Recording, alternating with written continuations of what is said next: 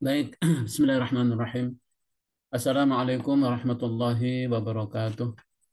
Waalaikumsalam. Alhamdulillah, alhamdulillahilladzi binikmatihi tatimmus salihat wa bifadlihi tanzilul barakat. Alhamdulillah alladzi arsala rasulahu bil huda wa dinil haqqi liyudhhirahu 'ala ad-dini kullih wa kafa billahi shahida walau karihal musyrikun.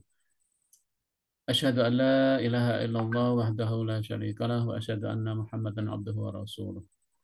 Allahumma salli wa sallim ala Sayyidina Muhammad wa ala alihi wa sahbihi asma'in amma ba'd. Segala puji syukur hanya milik Allah Subhanahu wa taala, Tuhan yang Maha Rahman dan Rahim, Tuhan yang Maha Kuasa yang atas izinnya pada pagi hari ini alhamdulillah kita semua dapat hadir. Allah masih berikan kita kesehatan, kekuatan dan juga keimanan ya sehingga kita bisa hadir bersama pada majelis yang insya Allah majelis yang penuh barokah ini. Salawat dan salam semoga senantiasa Allah curahkan pada Nabi kita, Nabi besar Muhammad Sallallahu Alaihi Wasallam. Hadirin jamaah rahimakumullah. Alhamdulillah pagi hari ini kajian rutin tadabbur Al-Quran dapat kita mulai lagi setelah beberapa waktu absen. Saya mohon maaf karena sesuatu lain hal sehingga pada pagi hari ini bisa kita mulai lagi. Moga-moga Allah Subhanahu wa taala yang Maha Suci senantiasa memberikan kepada kita ilmu. Subhanaka la ilma lana illa ma 'allamtana innaka antal alimul hakim. Rabbi zidni ilma warzuqna fahma. Rabbi israh li sadri wa yassir li amri wahlul 'uqdatam min lisani yafqahu qawli. Semoga kita oleh Allah diberikan ilmu yang bermanfaat dan selalu Allah menambah ilmu untuk kita semua. Hadirin jamaah yang berbahagia, insya Allah kita akan melanjutkan tadabbur Al-Quranul Karim masih di surah Al-Baqarah. Sekarang kita masuk di yaitu surah uh, Al-Baqarah ayat 221 ya. Kita akan bertadabbur bersama.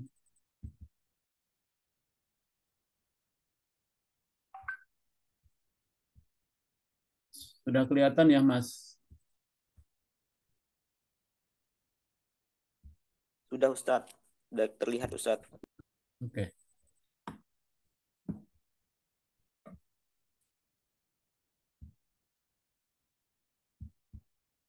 Bentar.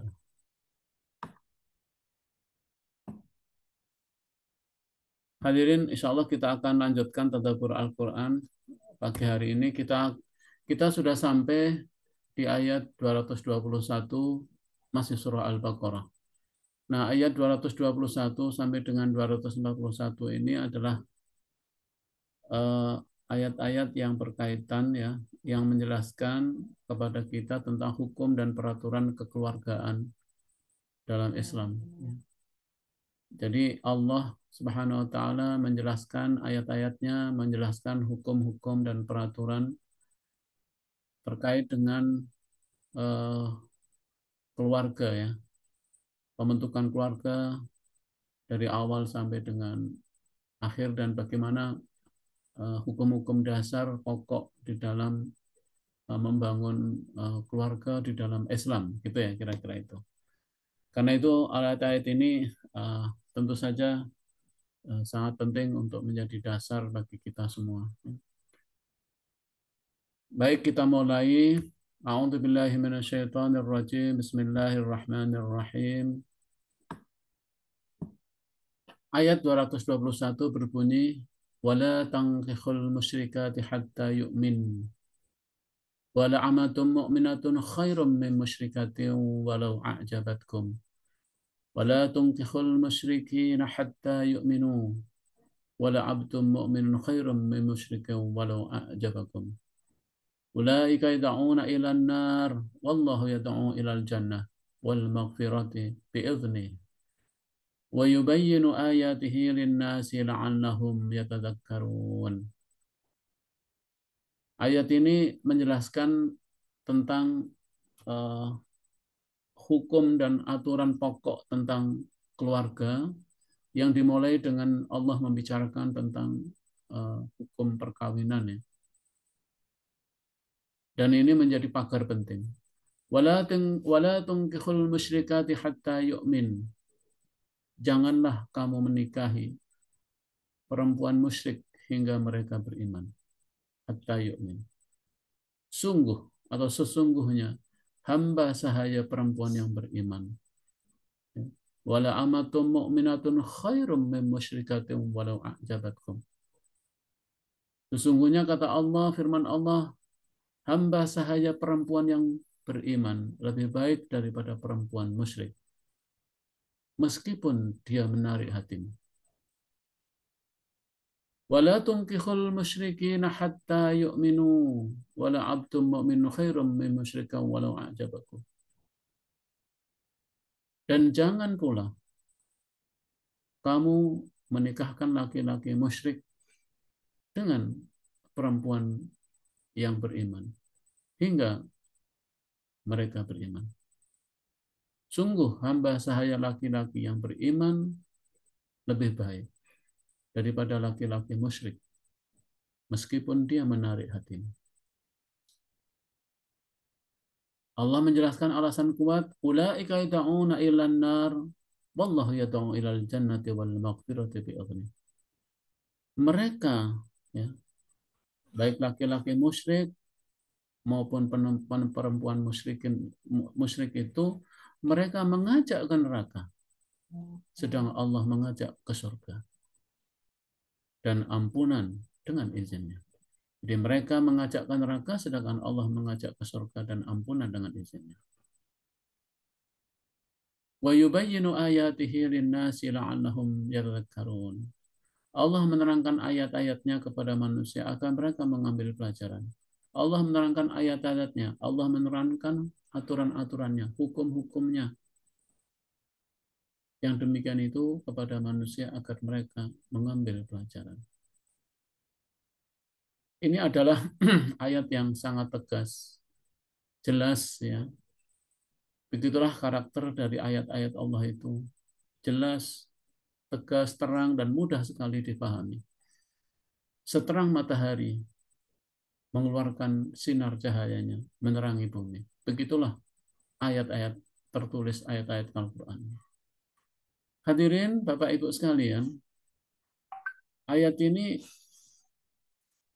demikian jelas dan tegasnya, sehingga sampai ayat ini diawali dengan kalimat dan janganlah atau jangan. Ya. Jadi banyak sekali hal-hal yang pokok di dalam Al-Quran itu diawali dengan kalimat la, tidak. Ya, contohnya misalnya la ilaha illallah. Tidak ada Tuhan selain Allah. Tidak ada Tuhan melainkan Allah. Jadi la ilaha illallah juga diawali dengan la juga. Jadi ayat-ayat atau firman Allah yang diawali dengan la ini untuk jadi keterangan, untuk menjadi perhatian kepada kita. Untuk menjadi perhatian kepada kita. Kenapa? Karena manusia itu biasanya sulit untuk mengatakan tidak itu. Apa-apa iya. Islam mengajarkan kepada kita harus tegas untuk hal-hal yang pokok. Untuk harus tegas untuk hal-hal yang bersifat prinsip. Makanya kalimatnya la ilaha illallah Muhammadur Rasulullah atau asyhadu an la ilaha illallah. Tidak ada Tuhan melainkan. Ini juga begitu ini. Jadi terhadap kemusyrikan ini Allah tegas. Jangan kamu menikahi perempuan musyrik hingga mereka beriman. Ya. Sungguh hamba sahaya perempuan yang yang musyrik. Ya, maaf. Hamba saya perempuan yang beriman lebih baik daripada perempuan musyrik meskipun ia menarik hatimu. Kalimat ini menarik karena Allah Subhanahu wa taala menggunakan kalimat jangan, kemudian Allah juga menjelaskan dengan bahasa fitrah manusia walau a'jabatkum, walaupun dia menarik hatimu. Jadi tidak ditutupi ya, bahwa sering sekali ini yang menyebabkan seseorang itu terjatuh di dalam perbuatan yang dilarang oleh Allah karena tidak mampu mengendalikan keinginan atau nafsunya. Makanya Allah menggunakan kalimat walau ajabatkum. Semenarik apapun, kalau dia tidak beriman, maka itu adalah dosa atau haram. Jangan pula kamu menikahkan laki-laki musyrik dengan perempuan yang beriman. Hingga mereka itu beriman. Jadi ini juga sebaliknya ya. Jangan sampai menikahkan laki-laki musyrik dengan perempuan yang beriman. Ya. Sungguh hamba saya laki-laki yang beriman. Kenapa? Alasan pokoknya adalah mereka mengajak ke neraka, sedangkan Allah mengajak ke surga dan ampunan dengan izinnya. Jadi ini poin pentingnya bahwa karena Allah Subhanahu wa taala mengajak kepada surga dan ampunan. Sementara mereka mengajak ke neraka. Ini Allah yang mengatakan, Allah yang mengingatkan. Makanya di dalam Islam itu segala ikatan manusia di dunia ini, apakah pertemanan, perkawanan, persahabatan, apalagi perkawinan, itu adalah hakikatnya adalah persahabatan, perkawinan menuju surga atau perkawinan yang sampai ke surga. Jadi bukan hanya ikatan di dunia semata, itu dalam Islam. Kenapa? Karena semuanya adalah ibadah. Jadi kalau seorang mengikatkan perjanjian itu harus sampai ke surga. Makanya pernikahan itu pernikahan sampai ke surga, begitu ya. Dan banyak itu ayat-ayat dan yang menjadikan. Nah, hadirin, ayat ini adalah ayat permulaan yang menegaskan tentang hukum-hukum peraturan dalam kekeluargaan dalam Islam. Kenapa demikian? Ya kira-kira kalau kita tadaburi dari ayat tadi, pertama bahwa keluarga di dalam Islam merupakan fondasi tempat berdirinya kaum muslimin dan masyarakat Islam. Jadi keluarga merupakan fondasi tempat utama, fondasi dasar yang penting yang akan membangun kaum muslimin dan membangun masyarakat Islam. Karena diawali dari keluarga itulah terbentuknya warna dari kaum muslimin dan masyarakat Islam, gitu kan. Kan dari keluarga itu diawali, ya kan.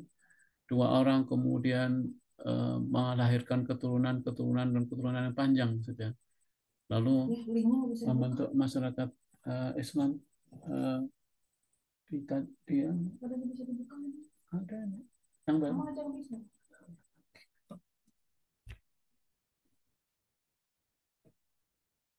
Maaf. Jadi Islam sangat memperhatikan persoalan keluarga. Ya.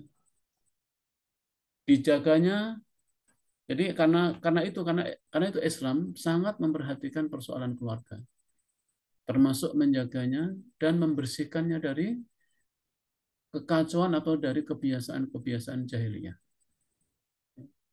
Ini yang penting.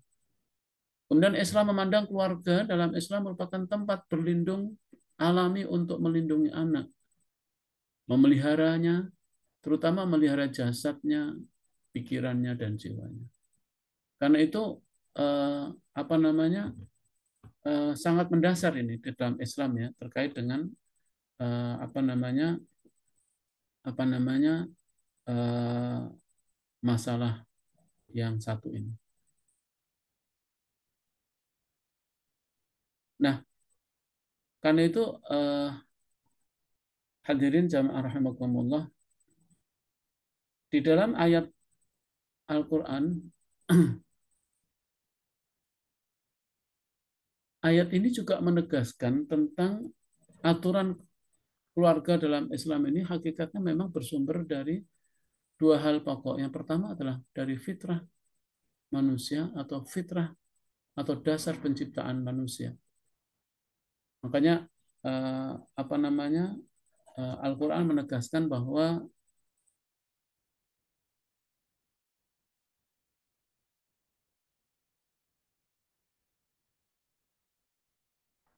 aturan keluarga dalam Islam ini itu adalah bersumber dari Allah, dan kalau kita tadaburi sampai mendalam bahwa Allah menciptakan aturan semua itu didasarkan kepada fitrah dan dasar penciptaan manusia. Dan yang kedua juga bersumber dari dasar penciptaan makhluk dan semua makhluk yang hidup ini.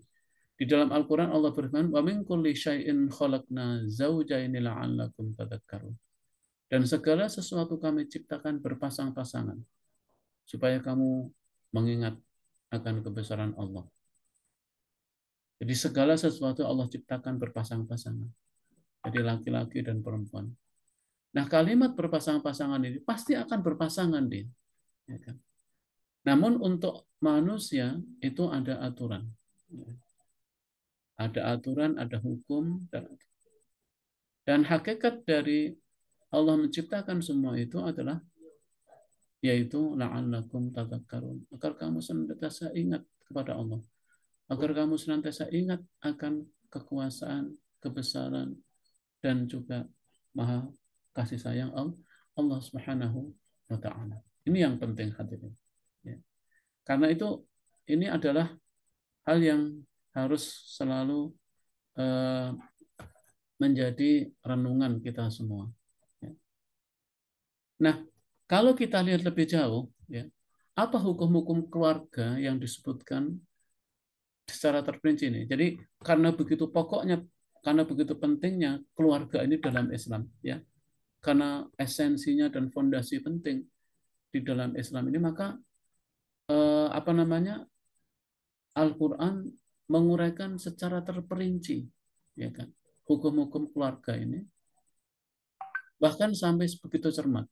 Kalau saya lihat dari mulai ayat 221 sampai 241 surat Al-Baqarah itu, saya coba renungkan, paling enggak ada beberapa poin penting nanti yang akan kita bahas ya, di ayat ini. Pertama adalah, yang pertama akan kita singgung adalah hukum keluarga itu diawali dengan Allah mengingatkan bahwa semua diawali dengan pasangan.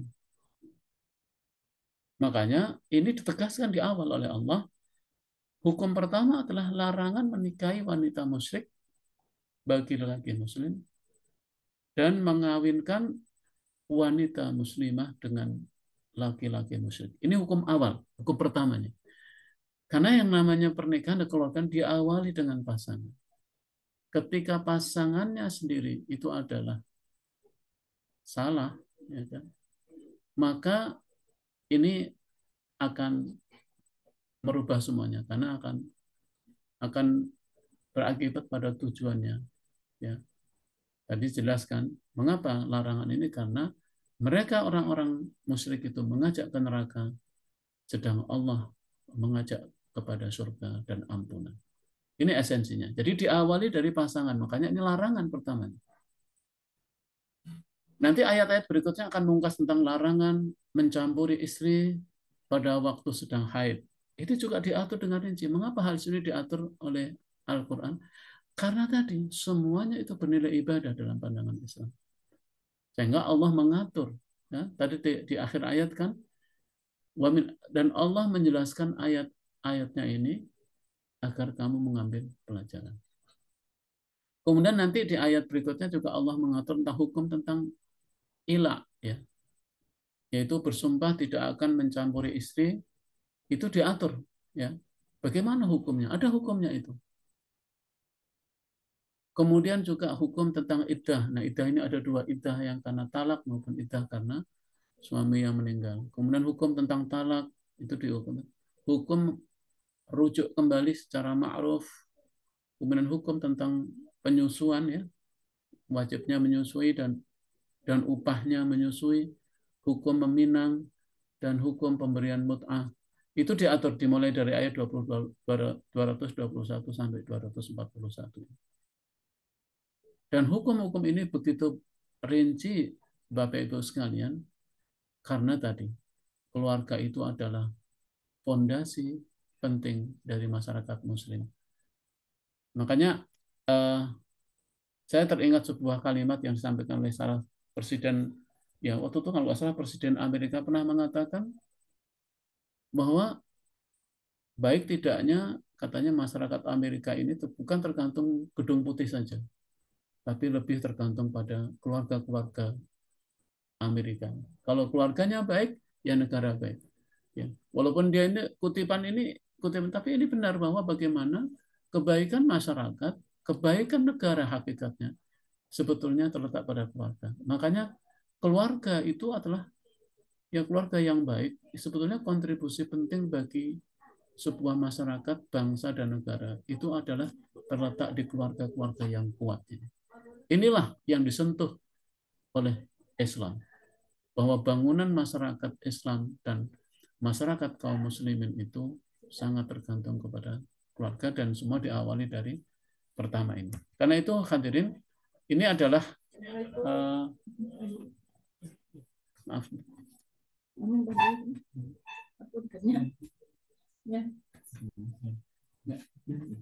Bersemangat. Mohon maaf. Jadi karena itu dalam Islam apa namanya tentang keluarga ini benar-benar dimulai dari hal yang mendasar, yaitu memilih pasangan. Dan pasangan itu tentunya dari perkawinan. Makanya di dalam ayat ini jelas bahwa perkawinan merupakan ikatan yang paling dalam, kuat, dan kekal antara dua anak manusia. Sehingga diperlukan kesatuan hati. Dan akidah merupakan ikatan yang paling dalam, yang kuat dan kekal. Makanya mengapa statementnya jelas di dalam ayat tadi adalah yaitu masalah akidah. Itu menjadi dasar utama dalam membangun keluarga bagi orang-orang yang beriman. Karena apa? Karena haram dari ayat ini kan haram dan larangan hubungan perkawinan antara dua hati yang tidak sama akidah. Karena hakikatnya yang tidak sama akidah itu bukan perkawinan yang sebenarnya yang digandengkan Allah. Tapi perkawinan antara dua hati yang tidak sama akidah itu adalah hubungan yang palsu dan lemah dalam pandangan Islam. Karena itu ayat 221 surah Al-Baqarah ini adalah mengatur hukum dan aturan Allah yang tegas terkait dengan ini. Karena dimulai dari pasangan.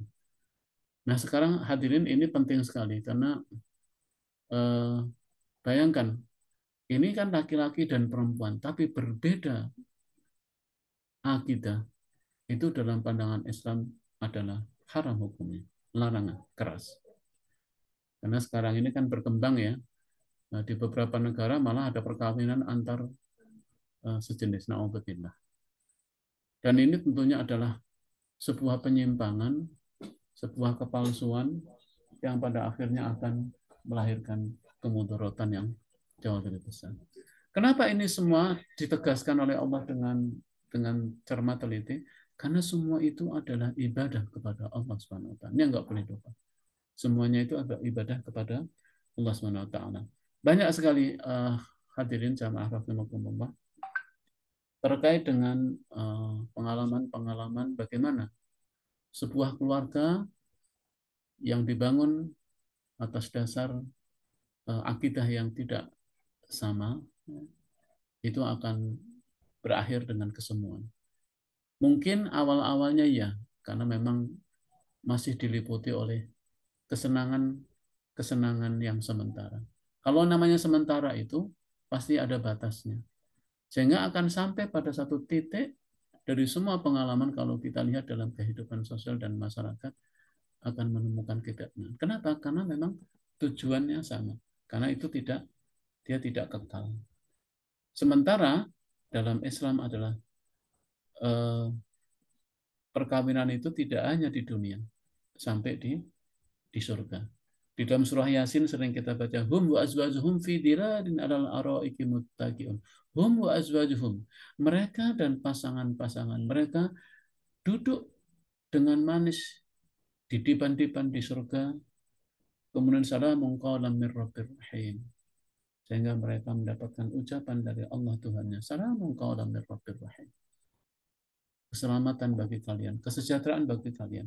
Jadi mereka dan pasangan-pasangan mereka itu sampai di surga. Ini menunjukkan bahwa di dalam Islam itu adalah pernikahan adalah fondasi. Ya. Makanya dimulai dari memilih pasangan. Ini penting sekali. Ya. Penting sekali karena ini sudah di warning oleh Allah dengan kalimat wala tungkihul. Jangan kamu menikah atau jangan kamu menikahi, ya kan, wanita-wanita yang musyrik walaupun itu menarik hatimu. Kalimat ini untuk mengingatkan kepada kita semua bahwa itulah awal mulanya. Tapi kalau kemudian kita ingat kepada ayat Allah Subhanahu wa taala, maka kita akan kembali. Saya kira itu hikmah terpenting ya, atau tadabbur yang bisa saya sampaikan, bahwa tentu kalau kita menguak kepada pengalaman-pengalaman kehidupan yang panjang dari kehidupan manusia, di mana mereka yang menikah uh, dengan beda agama, itu secara umum pasti akan berakhir dengan apa nih, dengan kemudaratan. Karena apa? Karena Allah menegaskan kehidupan hubungan mereka adalah hubungan yang sangat lemah. Lemah karena tidak diikat oleh sesuatu yang kekal, yang kuat dan yang dalam. Dan juga kepalsuan, sampai ulama mengatakan dia hubungan yang palsu, ya. Jadi hubungan yang pseudo gitu ya. Dia ada kepalsuan di dalamnya.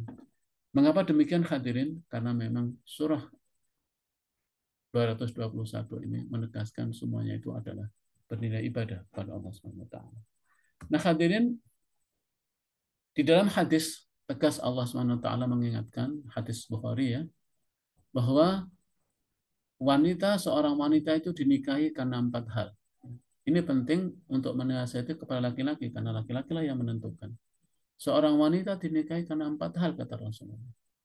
Pertama karena harta, karena keturunan, karena kecantikan, dan karena agamanya. Maka Rasulullah menasihati, maka pilihlah karena agamanya. Niscaya kamu beruntung. Menguatkan kepada ayat ini bahwa tidak dipungkiri, ya, inilah yang menjadi motifnya. Seorang laki-laki menikahi wanita karena berbagai hal. Ada 4 hal. Mungkin karena hartanya. Ya. Tetapi kalau disuruh milih di antara 4 ini, maka Rasulullah menyarankan atau menganjurkan untuk memilih karena agamanya. Ya, kalau karena hartanya ada, harta, keturunannya orang baik, kemudian apa namanya, dia menarik, kemudian agamanya baik, beruntunglah. Ya. Tapi kalau misalnya di antara 4 hal ini ada pilihan, maka yang utama, yang prioritas, dan yang menjadi pilihan haruslah karena agamanya dulu. Ya. Walaupun hadis ini seakan-akan kok harta disebutkan dulu, karena biasanya orang itu tertarik memang karena harta, karena materi. Ya. Kemudian yang kedua karena keturunan, karena itu fisik dapatnya. Ya. Kemudian karena menarik, karena kecantikan, dan agama ditaruh yang terakhir. Kenapa? Karena memang ini bukan prioritas. Karena seseorang memang tertarik pertama adalah sesuatu yang bersifat material, yang bisa dilihat gitu. Kemudian, nah sementara agamanya ini memang tidak mudah ya. Kita harus menanyakan bagaimana kehidupan dia, bagaimana, makanya ini penting. Ya. Kalau agamanya itu nggak bisa dilihat selintas, ya kan? Harus tahu sejarahnya, bagaimana pendidikannya, ya, bagaimana pergaulannya, ya, bagaimana apa nama, ya, terutama sholat, memelihara sholatnya. Nah ini butuh waktu karena kita nggak boleh terburu-buru. Makanya tadi dikatakan walau ajabatkum, jangan kamu menikahi wanita-wanita yang musyrik walaupun menarik hatimu, karena yang menarik itu ini karena harta, karena keturunan, dan karena kecantikan, karena fisik gitu ya. Itu sering sekali yang karena itu mudah. Nah ini warning, hati-hati bahwa Rasulullah mengajarkan kita dan menasihati kita untuk pokoknya karena agamanya. Sampai Rasulullah mengatakan, niscaya kalau kamu memilih karena agamanya, niscaya kamu akan beruntung. Beruntung itu apa sih? Beruntung itu kalian akan menjadi orang-orang yang menang. Kalian akan menjadi orang yang apa namanya, yang sukses, tidak hanya di dunia, tapi insya Allah sampai di akhir. Nah, hadirin jamaah rahimakumullah. Saya baca beberapa mufassir menjelaskan Bagaimana dengan ahli kitab? Karena memang ada ayat ya di dalam surah Al-Maidah. Ya. Di dalam surah Al-Maidah itu ayat yang berbunyi begini, wal muhsanatu minal mu'minati wal muhsanatu minal ladina utul kitab. Dan diperbolehkan mengawini wanita-wanita yang menjaga kehormatan di antara wanita yang beriman dan wanita yang menjaga kehormatan di antara orang-orang yang diberi Alkitab, ahli kitab. Jadi ayat ini seakan-akan mengecualikan bahwa boleh menikahi wanita-wanita ahli kitab yang menjaga agama. Nah, ini terjadi perbedaan di antara para ulama. Saya kutip saja ya. Misalnya Syekh Sengkiti mengatakan bahwa secara zahir ayat yang tadi itu menjelaskan bahwa wanita-wanita ahli kitab juga termasuk dalam larangan ini. Karena ahli kitab itu adalah musyrik, kan gitu. Ya kan? Walaupun dalam ayat lain dijelaskan bahwa wanita-wanita ahli kitab tidak termasuk dalam larangan. Karena menurut ayat. Jadi ayat yang 221 itu berlaku untuk orang-orang yang musyrik. Ya. Nah, bagaimana dengan ayat yang surah Al-Maidah ayat 5 ini?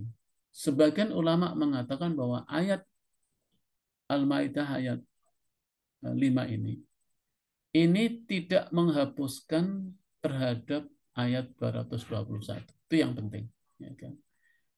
Nah, karena itu beberapa ulama mengatakan bahwa ayat ini konteksnya tetap adalah kalau dia beriman. Karena yang dikatakan menjaga kehormatan itu adalah orang-orang yang beriman, gitu ya. Ini pendapatnya ya. Kenapa? Karena kalau dikatakan bahwa wanita ahli kitab tidak termasuk wanita-wanita yang musyrik dengan dalil surat Al-Bayyinah, lam yakunil ladzina kafaru min ahlil kitabi wal musyrikina munfakkina hatta ta'tiyahumul bayyinah. Orang-orang kafir, yakni ahli kitab dan orang-orang musyrik, mengatakan bahwa mereka tidak akan meninggalkan agamanya sebelum datang kepada mereka bukti yang nyata. Jadi di ayat ini jelas bahwa orang kafir itu ada dua, ada yang musyrik dan ada ahli kitab. Ya kan? Jadi orang-orang ahli orang yang dikatakan orang kafir itu kan ada dua ya, ada yang kafir min ahli kitab. Siapa ahli kitab? Ahli kitab itu adalah yaitu disebutkan di dalam tafsir yang disebut ahli kitab ini adalah Yahudi dan Nasrani. Sedangkan al-musyrik adalah mereka yang menyembah selain Allah, kemudian mereka eh, apa namanya mengakui dan juga apa namanya beriman kepada selain Allah Subhanahu wa taala. Nah, hadirin jamaah rahimakumullah, karena itu ayat surat Al-Maidah ayat 5 ini saya mengambil dari beberapa pendapat mufassir mengatakan bahwa dia termasuk di dalam ayat. Kenapa? Karena intinya adalah sebelum dia beriman.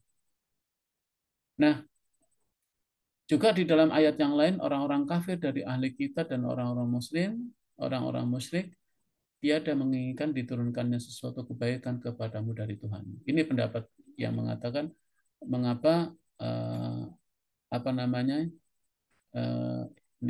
dikatakan bahwa orang-orang kafir itu terdiri dari ahli kitab dan orang musyrik, walaupun ayat yang di awal itu mengatakan kelompok untuk musyrik dan ahli kitab tidak termasuk, itu memang ada yang pendapat demikian para ulama dan sebagian besar mayoritas ulama mengatakan bahwa ahli kafir ahli kitab masuk. Tapi ada yang mengatakan bahwa penyebutan ahli kitab dan orang musyrik dalam dalil ini menunjukkan bahwa dua kelompok ini merupakan kelompok yang berbeda. Berbeda dalam artian bahwa kalau ahli kitab itu adalah kafir, orang kafir yang beriman kepada atau meyakini akan kitab ya yang diturunkan kepada Nabi sebelum Nabi Muhammad. Tapi kemudian kalau orang musyrik yang disebut dengan agama paganis. Tetapi pendapat-pendapat ulama yang lain termasuk Ibnu Umar, demikian Ibnu Abbas, dia mengatakan bahwa saya tidak melihat orang yang lebih kafir daripada orang yang menjadikan Isa dan Isa sebagai Tuhannya dan Uzair sebagai Tuhannya. Nah, pendapat-pendapat sebagian besar ulama mengatakan bahwa mereka adalah tetap dihukumi orang-orang yang kafir, ya. Walaupun pengertian antara musyrik dan ahli kitab itu berbeda, tapi kedua-duanya adalah kafir. Itu pengertiannya ya. Lam yakunil ladzina kafaru min ahli kitab wal musyrikin. Gitu ya. Kenapa? Karena orang-orang kafir dari ahli kitab maupun musyrik itu tiada menginginkan diturunkannya suatu kebaikan kepadamu dari Tuhan. Jadi mereka menginginkan ketidakbaikan. Ya. Mereka menginginkan tadi, menginginkan kepada yang bertentangan dengan apa yang diperintahkan oleh Allah Subhanahu Wa Taala. Ini dasarnya hadirin. Jadi ini apa namanya pokok dari ayat 220 itu yang bisa kita tadaburi bahwa intinya Allah Subhanahu Wa Taala menjelaskan hukum-hukum ini agar kita mengambil apa namanya pelajaran, karena itu di akhir ayat dikatakan bahwa wa yubayyinu ayatihi linnasi la'allahum yatadzakkarun, gitu ya. Kemudian saya baca ayat berikutnya, wa yas'alunaka 'anil mahid qul huwa adam fa'tazilun nisaa fil mahid wa la taqrabuhunna hatta yatahhur fa idza tatahharna fa'tuhunna min haitsu amarakumullah innallaha yuhibbut tawwabin wa yuhibbul mutatahhirin. Mereka bertanya kepada Muhammad tentang haid, ya. Katakanlah haid itu adalah suatu kotoran. Maka jauhilah para istri-istri dari melakukan hubungan intim pada waktu haid. Dan jangan kamu dekati mereka untuk melakukan hubungan intim hingga mereka suci atau habis masa haid. Apabila mereka benar-benar suci setelah tentunya mandi wajib, campurilah mereka sesuai dengan ketentuan yang diperintahkan Allah kepadamu. Sesungguhnya Allah menyukai orang-orang yang bertobat dan Allah menyukai orang-orang yang mensucikan diri. Jadi ini aturan berikutnya hadirin. Ini hukum ini diatur begitu rinci sampai Allah SWT mengatur hal-hal yang paling detail, yang paling privasi ya kepada apa namanya kita. Karena apa? Karena Allah menghendaki kebaikan pada kita dan inilah aturan Allah SWT kepada suami istri bahwa ada larangan ya untuk apa namanya melakukan hubungan ya bagi suami istri ketika istri dalam keadaan haid.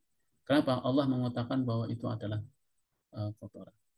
Dan sesungguhnya Allah menyukai orang-orang yang bertobat dan menyukai orang-orang yang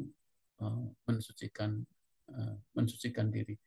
Jadi Allah Subhanahu wa taala sangat menyukai orang-orang yang memohon ampun atas segala kesalahannya.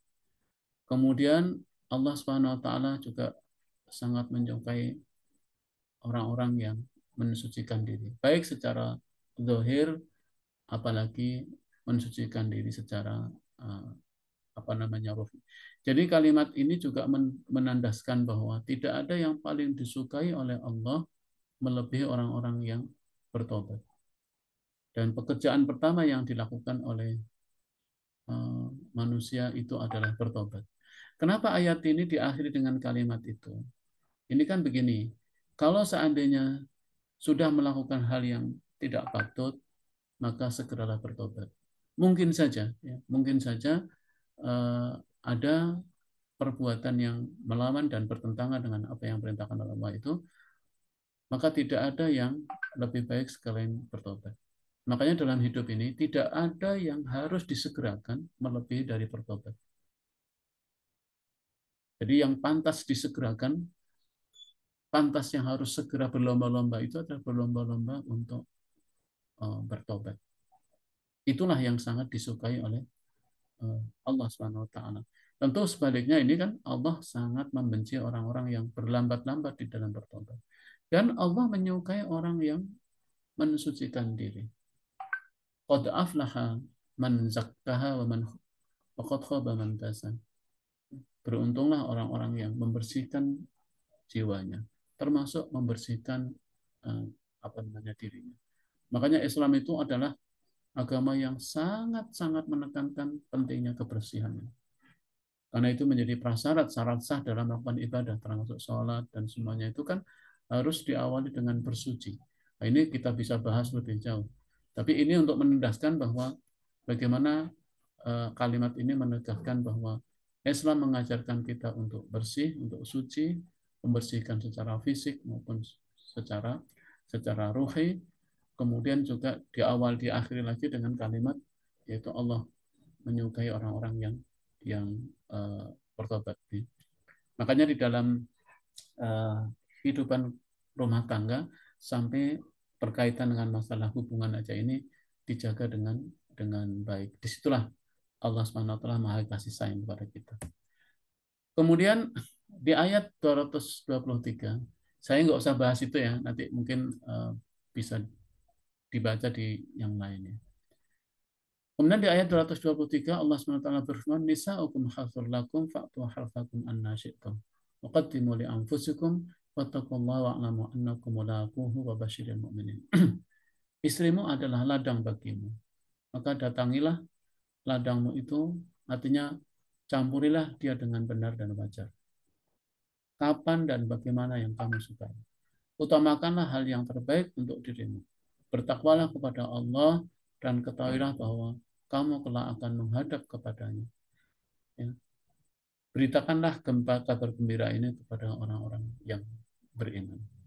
Hadirin jamaah rahimakumullah, ini juga jelas ayat ini. Ayat ini juga menandaskan bahwa Allah Subhanahu wa taala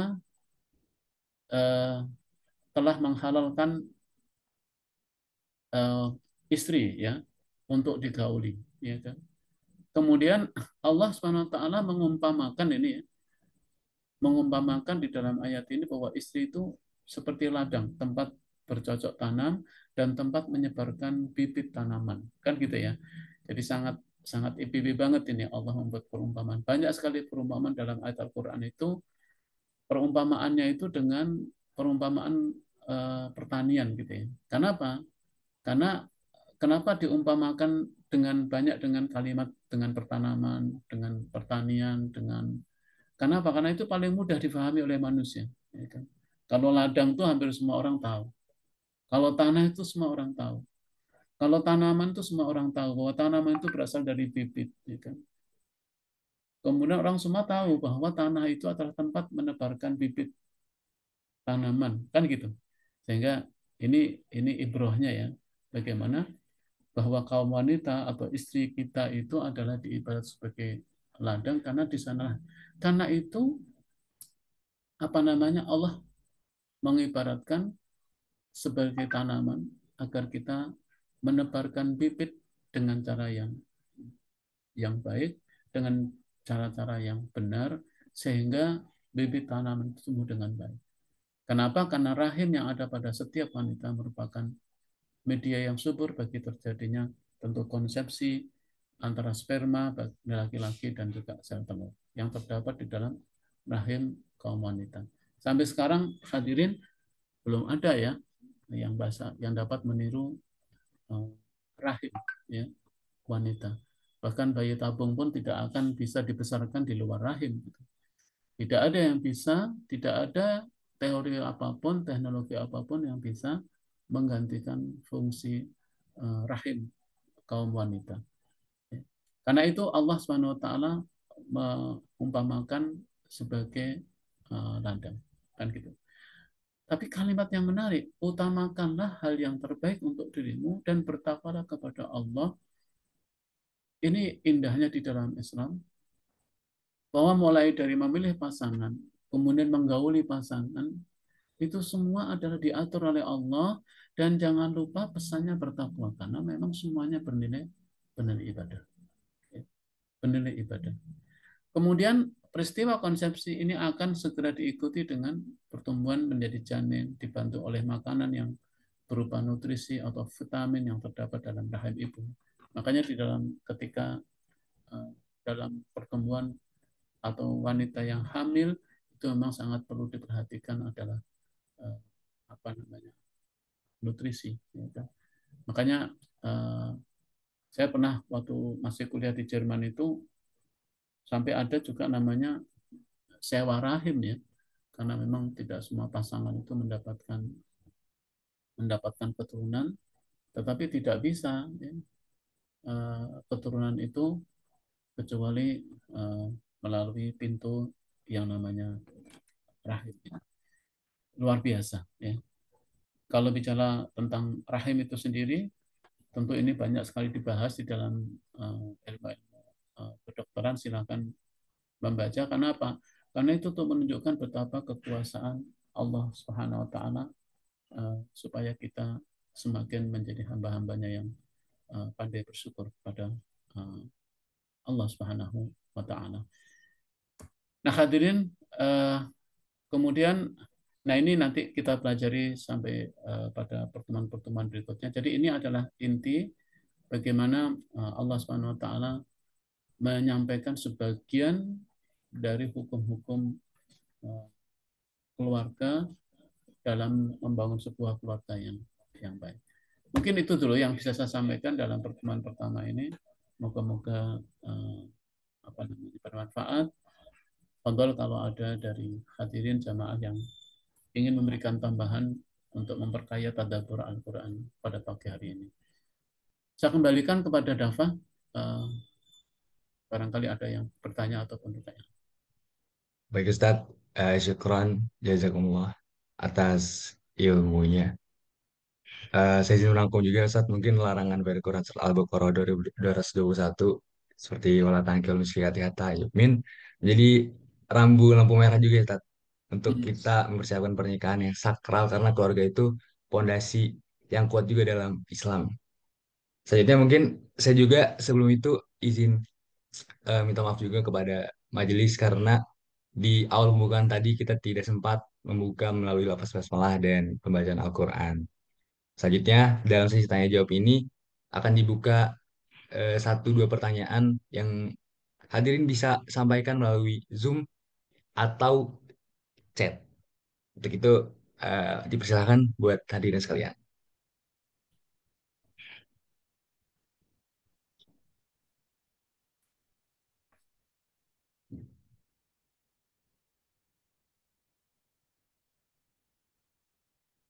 Saya boleh, Mas Dafa? Mas Dafa ada yang bertanya? Silakan Ibu Indri. Iya, mohon maaf saya off cam ya, Ustadz. Jadi saya mohon dijelaskan begitu tentang fenomena-fenomena di Indonesia ini. Saya pernah baca ya Ustadz satu tulisan begitu. Kebetulan saya dari psikologi S1 saya ya. Jadi di situ tuh ternyata ditemukan di Indonesia 70% yang menggugat ke pengadilan agama itu adalah wanita. Artinya dari pihak istri begitu. Fenomena itu diantaranya dipicu karena eh, suaminya itu kurang gitu ya, Ustaz, kurang koam gitu loh. Jadi sebenarnya itu kalau seorang suami itu bisa menunaikan kewajibannya itu, insya Allah istri itu bisa lebih lebih tertib gitu ya. Cuma kan kenyataannya begitu. Nah, saya mohon diulas untuk ahli ini Ustaz. Matur suwun, jazakallah khair. Assalamualaikum. Waalaikumsalam warahmatullahi. Terima kasih Bu Indri. Makasih betul sekali Bu. Ya, saya juga membaca hal yang sama. Mengapa ini terjadi? Ya, jadi ayat 221 itu juga menegaskan tentang pentingnya dan menegaskan tentang bagaimana eh, posisi ya sentral dari eh, apa namanya calon suami dalam ini ya. Karena memang di dalam ayat Al-Qur'an itu jelas ya. Ar-rijalu qawwamuna 'alan nisa'i bima faddalallahu ba'dhum 'ala ba'din wa bima anfaqu. Jadi pernikahan itu adalah pintu surga. Pernikahan itu dalam Islam adalah tangga menuju surga. Pernikahan itu dalam Islam adalah pintu keberkahan.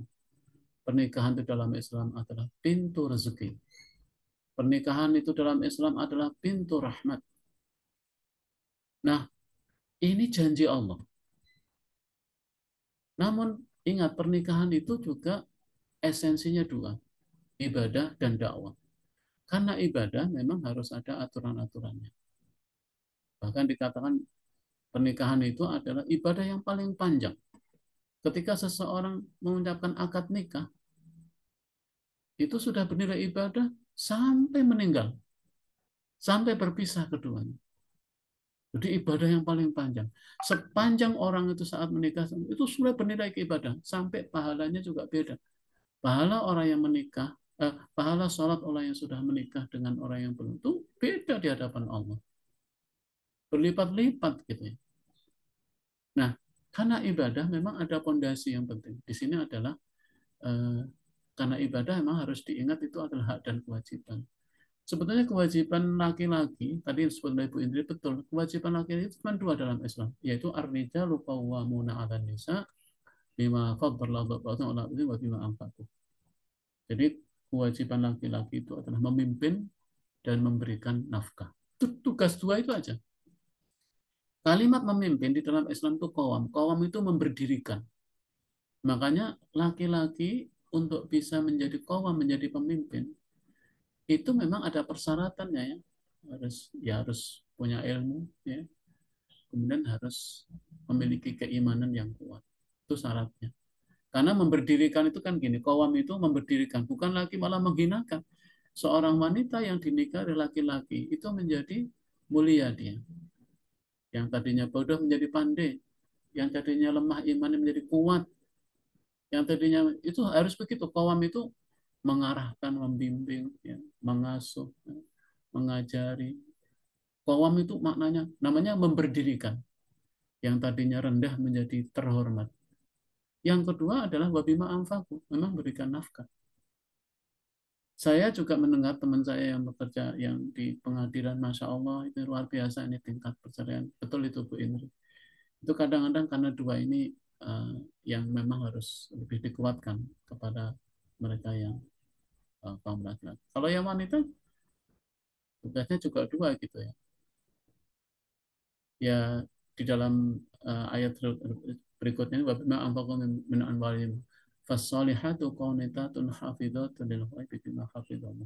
Wanita tugasnya cuma dua ya, yaitu taat dan memelihara kehormatan dirinya ya. Taat ya taat kepada Allah, termasuk menegakkan sholat dan sebagainya, dan taat kepada suami dalam rangka taat kepada Allah, dan yang kedua memelihara diri. Memang dua itu. Saya tidak tahu ya mengapa ini kecenderungan semakin menguat di kita ini, karena mereka lupa terhadap terhadap hak dan kewajiban. Banyak mereka yang hanya menuntut hak tapi lupa kewajiban. Ini yang harus memang diilmui. Tanpa berilmu memang apa yang dikatakan oleh Bu Indri betul sekali.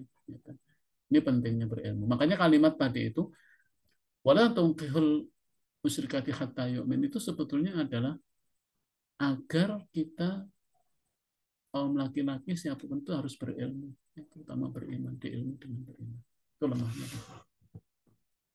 Nah, apalagi kalau kemudian dikaitkan bahwa pernikahan itu selain ibadah adalah dakwah.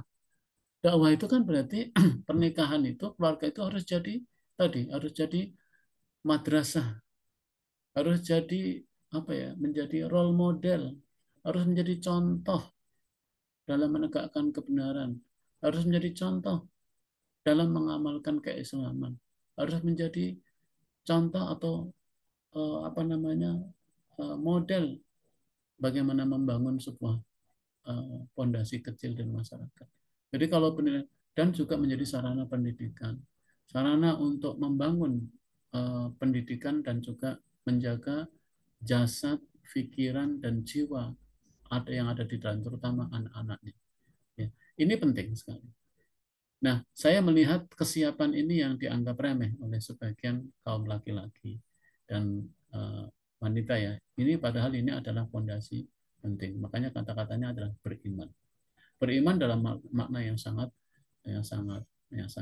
luas gitu. Itu yang saya melihat itu, Bu. Jadi banyak yang tidak menyadari atau kurang terpelihara, kurang dimaintain. Mestinya selesai menikah, jadi jangan hanya saat menikah saja, kemudian ada khutbah nikah, kemudian ada penyuluhan tentang pernikahan, tapi setelahnya kemudian lepas gitu. Justru setelah menikah itulah mestinya harus lebih kuat ya, tolabul ilmunya ya, harus kuat. Kenapa? Apalagi bagi laki-laki dan keduanya ya, untuk lebih memilih menekan. Tapi kadang-kadang setelah menikah kemudian tidak lagi ngaji, tidak lagi belajar, ya, tidak lagi mengikuti kajian dengan baik, ya, jauh dari Al-Quran. Kemudian ini yang naudzubillah, ini yang justru menjadi awal. Padahal persoalan mungkin banyak. Wallahu alam. Ini memang PR besar, Bu Indri dan kita semua. Laporan-laporan menunjukkan bahwa semakin tinggi saja kasus perceraian, dan memang ini PR kita bersama ya, yang belum selesai. Padahal keluarga itu adalah fondasi penting bagi bangunan masyarakat, bahkan bangsa. Rasanya kita memberikan kontribusi terbesar bagi bangsa, negara, dan umat ini ketika kita mampu menjaga keluarga kita. Itulah kontribusi terbesar masyarakat keluarga Muslim adalah didiklah anak-anak kita menjadi orang-orang yang baik, yang bisa menjadi figur contoh bagi sekeliling. Wallahu a'lam. Saya kira itu Bu Indri. Ustadz boleh nambahin sedikit boleh? Ya Bu, silakan Bu. Jadi gini Ustadz, saya itu pernah baca nih sebuah tulisan juga bahwa untuk negara Israel itu nih Ustadz, ketika pasangan atau ketika ada laki-laki atau perempuan ingin menikah itu, mereka itu ada pelatihannya Ustadz. Berapa 3 bulan atau 6 bulan begitu, dan itu intensif gitu. Maksudnya intensif itu memang perlu pembekalan gitu. Kalau di negara kita ini kan belum nih Ustadz, Masya Allah ya. Saya insya Allah tahun ini menikah 26 tahun ya, pernikahan saya usia 26 tahun. Jadi nggak kebayang Ustadz, nikah itu ya kayak nikah aja gitu. Punya anak ya kayak punya anak gitu. Nggak ada sekolah ayah, nggak ada sekolah ibu, bahwa mereka itu harusnya kan dibekali gitu. Saya juga punya teman Ustadz dari Kementerian Agama. Jadi ternyata untuk mereka yang nikah tuh kok ada pembekalan tuh hanya sejam apa 2 jam gitu ketika mereka datang ke KUA gitu. Jadi saya pikir itu juga PR buat kita kan ya Ustadz. Gimana menyiapkan mereka gitu supaya maksudnya gini, orang mau bikin donat aja harus tahu ilmunya. Ini orang mau nikah nggak ada ilmunya begitu Ustadz. Bagaimana ya? Ya, saya sependapat Ibu tadi. Jadi memang setelah menikah kemudian seakan-akan mereka udah nggak butuh lagi ilmu ya, sudah ini. Dan itu yang memang kita sangat prihatinkan. Moga-moga ini menjadi concern kita semua ya, untuk lebih utama bagaimana membangun dan menguatkan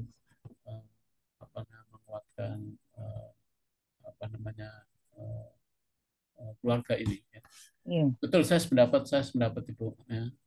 Dan sebetulnya kita sering menganggap ini menganggap sepele gitu ya. Padahal ini adalah hal ini. Saya dukung itu kegiatan seperti sekolah keayahan itu. Tapi kan bapak-bapak itu ngapain gitu ya, seakan-akan betul ya seperti itu. Seakan-akan nggak perlu gitu. Karena begini, Bapak Ibu sekalian, terutama ini para mahasiswa ini. Saya melihat bahwa dalam sebuah keluarga kadang-kadang posisi wanita selalu dalam kondisi memang mengalah demi menjaga hubungan baik kadang-kadang. Dan ini kadang-kadang nggak disadari oleh kaum laki-laki. Karena itu perlunya di sini adalah mungkin istilahnya kayaknya harus dirubah itu Bu Indri, bukan sekolah keayahan. Nggak tahu lah apa istilahnya supaya mau ayah sekolah lagi gitu ya.